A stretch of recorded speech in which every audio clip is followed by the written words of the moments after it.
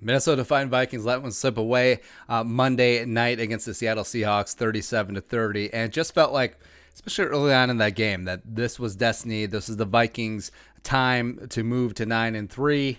But nah, this is the most melancholy 8-4 team that you'll ever find. But the Viking season is officially on the brink. Let's talk about today. Also, talk about you subscribing, come along for daily Vikings takes, as well as the drums know that like is already in. Helps expand the show, helps grow the show.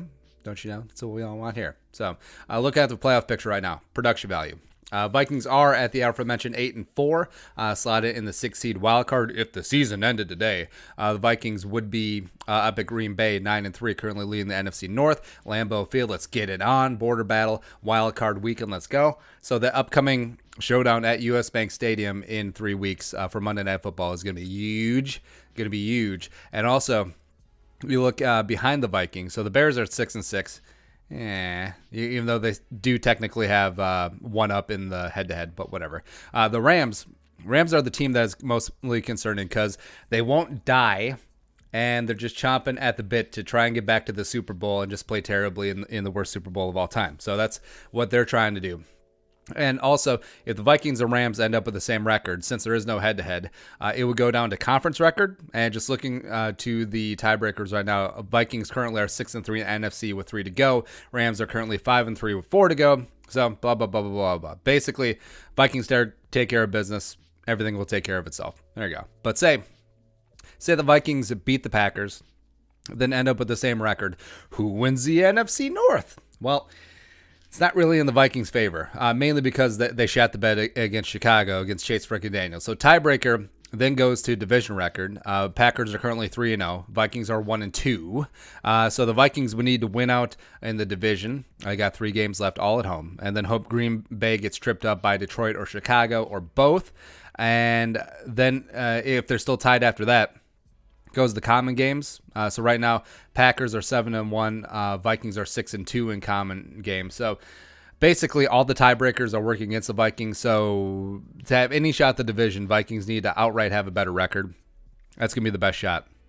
And the Vikings just winning out is going to go a long way in aiding that. And then hopefully Green Bay gets tripped up one more time in the final stanza of the season. So what now? I mean, how do we feel about this team? I mean, the Vikings are 8-4, and sure, in a vacuum, you'd be feeling pretty good about that. But the defense is still garbage, led by Xavier Rhodes, public enemy number 1 right now. Is probably the worst cornerback in the NFL and the most overpaid.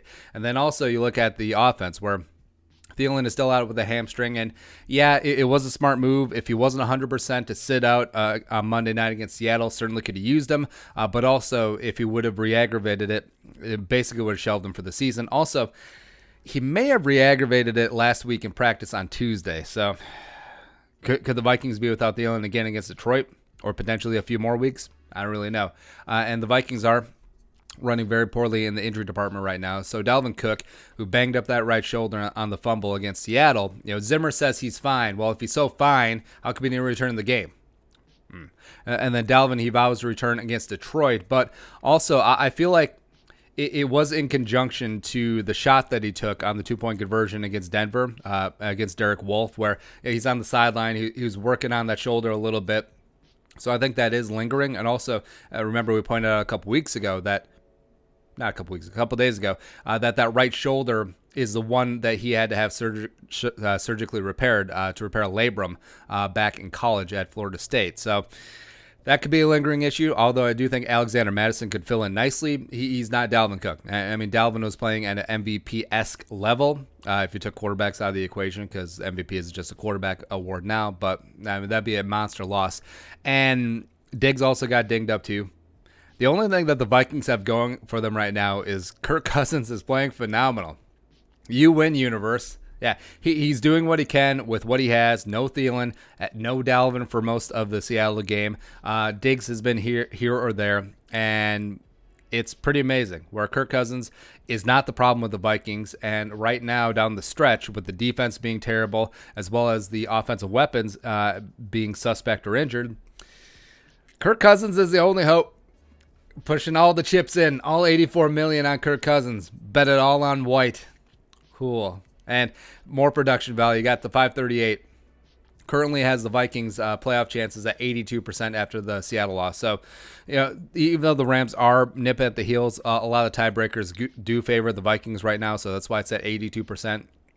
There's still 28% to win the division, as well as still have an outside shot, 4% at a bye. But I think right now the focus is going to be win out, take care of your business, plain and simple. Like, this is a very tenuous 8-4 team. This is a season on the brink. Injuries are mounting.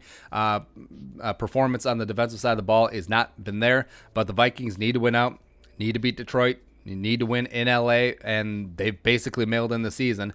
And then you got to beat Green Bay and then also beat Chicago, and that's it. 3 of those games at home. All 3 are division games. Take care of your business, and everything else will take care of itself. But you got to do that. All right, your thoughts.